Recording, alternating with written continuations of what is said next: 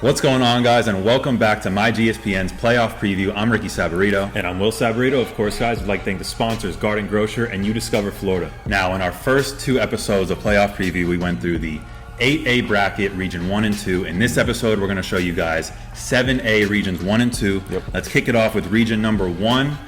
Number 1 seed, Edgewater. No surprise there. They are hosting number 8, Crestview. Edgewater is 9-1 coming into this game. They are the 8th best team in the state.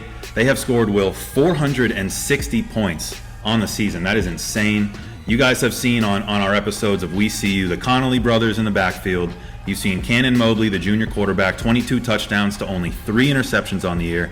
You got Christian Leary, Tommy Hill. Will, they got playmakers all over the field. Crestview, on the other hand, they are coming in at 5-5. If they're going to have any chance at taking down number 1 seed Edgewater, it's going to have to come from running back Taylor Scarborough. He's a senior. He's got 18 total touchdowns on the year and 1,500 yards rushing. I already know that Eric Doctor and those guys on the Edgewater defense are going to have their eyes on Taylor. I'm going Edgewater in this one, though. Yeah, those numbers by Taylor are very impressive. Very nice, Crestview, yeah. But I am going Edgewater all the way. We've been talking about them all year, how dominant they've been, and we've been saying they can make a serious playoff push, and I think they're going to start this off with dominating Crestview. Yep, we agree there. Next game, guys, we have the 5th seed Lincoln against the 4 seed Winter Springs. Winter Springs is hosting this game. They come in at 6-4. Now get this, Will. They started the season 2-4 and then won their final 4 games to improve to 6-4, making their way into the playoffs. Lincoln, on the other hand, is 7-3. Their record at home is 6-0. Their record on the road is 1-3. And unfortunately for them, they are playing Winter Springs away. I'm going Winter Springs in this one. I completely agree. That's going to be the difference there. 1-3 on the way, playing a playoff game on the road in that atmosphere. Yeah, absolutely. Taking Winter Springs in that one for sure. Next, guys, we're going to be talking about Wekiva taking on Fleming Island. Now, Fleming Island is 9-0. They haven't had the toughest schedule in the world, but they are 9-0. And then you got Wekiva coming in at 7-3. Now, Rick, Wekiva started off the season 5-0. Since then, they have lost 3 out of their last 5. They even got beat down by their rival Apopka last week, 34-0. Yep. Momentum is not on Wekiva's side, but going Wekiva. I'm going Wekiva. They're better than their record. They're better than the way they've been playing the end this year. They're going to go into Fleming Island and get this win. It is tough to go against an undefeated Fleming Island team at 9-0. But you know what? I'm going Wekiva as well. I think that they're better than their record. Please prove us right, guys. Up next, guys, Childs taking on Niceville. Rick, this one's simple. Niceville's 10-0. Childs is 6-4. I'm going Niceville all the way. Niceville all day. Niceville all day. Now let's get into Region 2 of the 7A bracket, Will. The number 1 seed on this side is Armwood. We already know how good they are. They're the 5th best team in the state of Florida. They come in with a 9-1 record. They have only allowed 53 points on the season. That includes 5 shutouts in a row. Those are video game numbers. Look out for their stud wide receiver, the number 1 wide receiver in the 2021 class, Ajayi Hall. He's a monster. He can go anywhere he wants for college. They are going to be matched up against the Melbourne Bulldogs, who come in at 7-3. 2 of their 3 losses came in the final 2 games of the season, where they got beat pretty bad, 44-7 and 33-6.